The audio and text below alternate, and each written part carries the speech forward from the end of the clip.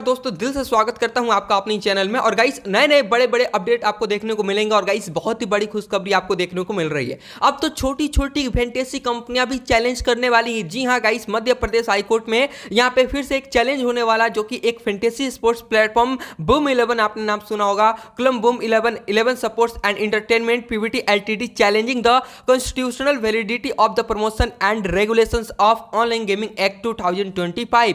Online gaming act 2025 के खिलाफ जो यहाँ पे सेंट्रल गवर्नमेंट ने यहाँ पे लाया था गेमिंग बिल, उसके खिलाफ अब छोटी छोटी कंपनियां भी चैलेंज करने वाली हैं। आपको पता है ना, पिछले अभी कुछ ही दिनों पहले आपको बताया था कि ड्रीम 11 के जो सीईओ है हर्षचंद्र, उन्होंने साफ मना कर दिया कि गवर्नमेंट के खिलाफ वो चैलेंज नहीं करने वाले हैं। लेकिन गाइस अब धीरे धीरे छोटी छोटी कंपनियां भी चैलेंज करनी है। और आने वाले 8 सितंबर तक आपको फैसला देखने को मिलेगा कि क्रिकेट यूजर्स के लिए, गाइस फैंटेसी यूजर्स के लिए, फैंटेसी लवर्स के लिए फिर से यहाँ पे फैंटेसी कमबैक हो सकता है। अब देखिए बात क्या हुई, बात करेंगे तो सारी चीजों को आपको विस्तार से बताएंगे और कौन से वो लीगल पॉइंट्स हैं जिसके वजह से यहाँ पे सारी की सारी कंपनियां यहाँ पे कोर्ट में चैलेंज करने वाली है। केंद्र सरकार का कानून बनाकर ऑनलाइन गेमिंग पर प्रतिबंध लगाने की तैयारी कर रही है, जिसे मध्य प्रदेश हाई कोर्ट में चुनौती दी गई है। रीवा के पुष्पेंद्र सिंह ने याचिका दायर करके कहा है कि इस तरह का कानून लाकर मौलिक अधिकारों का हनन किया जा रहा है। हाँ गाइस, हनन किया जा रहा, क्यों किया जा रहा, उसका भी रीजन मैं आपको बताता हूं। कोई भी चीज गेमिंग बिल पास होने के कारण आपको कम से कम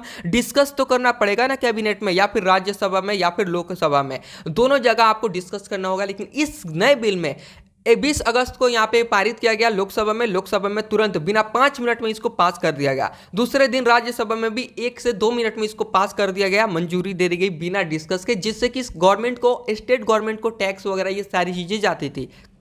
एक तरह से आपको बताऊं तो कर्नाटका हाई कोर्ट में 30, अगर 20,000 करोड़ की टैक्स की माने तो 30% तो उनका ही ज्यादा आपको मतलब benefit state government, Karnataka government को जा रहा था। तो उसके अगेंस्ट भी कर्नाटका हाई कोर्ट यहाँ पे चैलेंज करने वाली, कर्नाटका स्टेट चैलेंज करने वाली किसको, सेंट्रल गवर्नमेंट को, और जवाब मांगा है। तो 8 अगस्त को, जो कि जवाब किसने मांगा, अभी A23 गेमिंग ने जवाब मांगा है, जो 30 अगस्त को हायरिंग थी ना कर्नाटका हाई कोर्ट में, तो उसके अगेंस्ट क्या हुआ था। तो गाइस 8 सितंबर तक यहाँ पे सेंट्रल गवर्नमेंट का जवाब आ जाएगा। लेकिन साथ ही साथ अब धीरे धीरे हर एक कंपनियां चैलेंज कर रही है हाई कोर्ट में, जैसे कि मैंने आपको बूम 11 जैसे यहाँ पे चीजों को बताया। अभी तो मध्य प्रदेश हाई कोर्ट में यहाँ पे चैलेंज किया जा रहा है, लेकिन अभी दिल्ली, यहाँ पे दिल्ली वाले कोर्ट में भी चैलेंज किया जाएगा।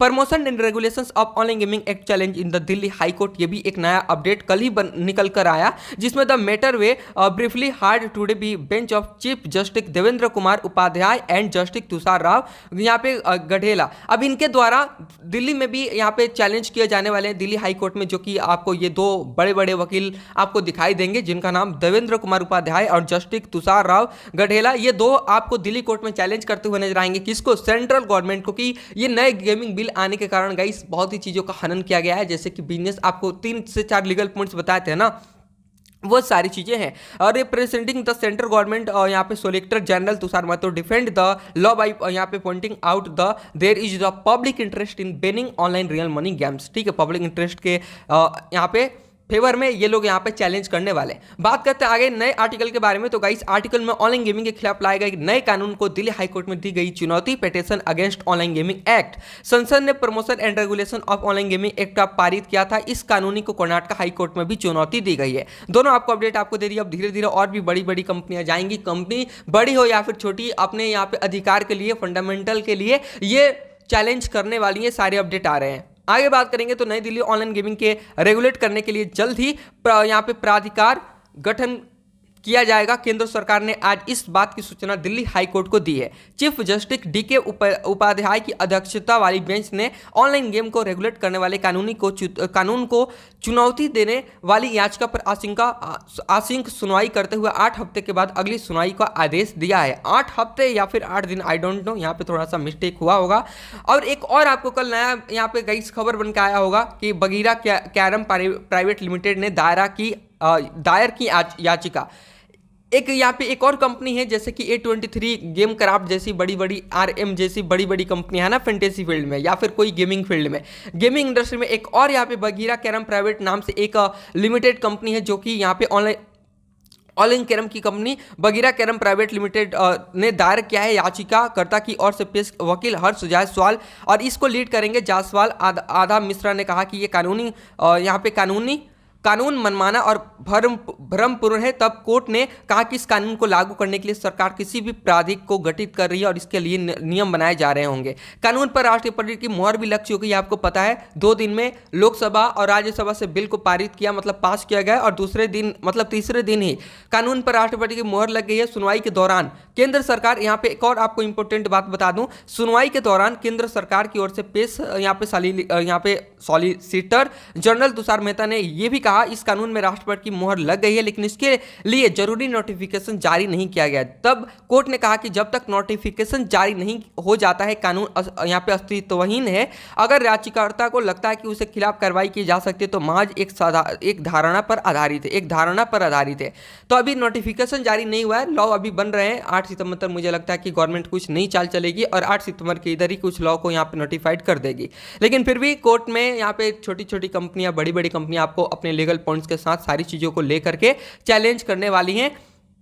साथ ही साथ आपको ये भी बता दूं, कानून को कर्नाटक हाई कोर्ट में भी चुनौती। कोर्ट ने कहा है कि कानून को लागू करने के लिए सॉलिसिटर जनरल काम कर रहे हैं, सरकार को एक प्राधिकार का गठन करना होगा। बता दें कि हाल में ही सांसद ने promotion and regulation of online gaming act का पारित किया था। इस कानून को कर्नाटक हाई कोर्ट भी चुनौती दी गई है, ठीक है। तो कर्नाटक हाई कोर्ट में भी चुनौती दी गई है और कर्नाटक स्टेट भी चुनौती देगी। अब गाइस इसमें करना क्या है, मैं आपको कुछ चीज़ों की जानकारी दूंगा जो कि दैनिक भास्कर के आपको यहाँ पे रिपोर्ट में मिल जाएगा। नया कानून मौलिक आधार और ये क्यों कंपनियां यहाँ पे चैलेंज करने वाली हैं। तो गाइस नए कानून में, इस गेमिंग बिल के, ऑनलाइन गेमिंग बिल के नए कानून में मौलिक अधिकारों का हनन किया गया है। किसके मौलिक? यहाँ पे बिजनेस यानी कि जितनी भी कंपनियां भाई, उनका भी एक अधिकार है, फंडामेंटल है, जो कि हमारे देश में यहाँ पे इन्वेस्ट कर रही है। पुष्पेंद्र सिंह ने कहना है कि ये कानून उन गेम्स को भी बैन कर रहा है जो कि स्किल बेस है, जैसे कि रम्मी और पोकर। भारत में पिछले 70 सालों से सुप्रीम कोर्ट और कई हाई कोर्टों ने स्किल बेस गेम को गैम्बलिंग से अलग माना है। गाइस आपको पिछले वाली वीडियो में बताया था गेम ऑफ चांस और गेम ऑफ स्किल्स के बारे में। तो यहाँ पे 70 साल से, जब अंग्रेजों के जमाने थे तब से चला आ रहा है। और गाइस इसको गेम ऑफ स्किल माना जाता था, रम्मी, पोकर और साथ ही साथ फैंटेसी क्रिकेट, ये सारी चीजें। लेकिन अचानक से 2 दिन में बिल पास करके आप बोलोगे कि हाँ ये गेम ऑफ चांस और गेम ऑफ स्किल हम दोनों को ही बंद करें, ऐसा नहीं हो सकता। ये कानून व्यापार करने के लिए मौलिक अधिकारों का हनन करता है। कानून स्किल बेस्ड को चांस बेस्ड गेम में कोई अंतर नहीं करता, इसलिए बैन से यहाँ पे गेमिंग इंडस्ट्री को भारी नुकसान होगा। लाखों नौकरियां खतरे में है, लाखों यानी इन द सेंस 10 से 7 लाख के आसपास तो नौकरियां खतरे में होंगी, ठीक है।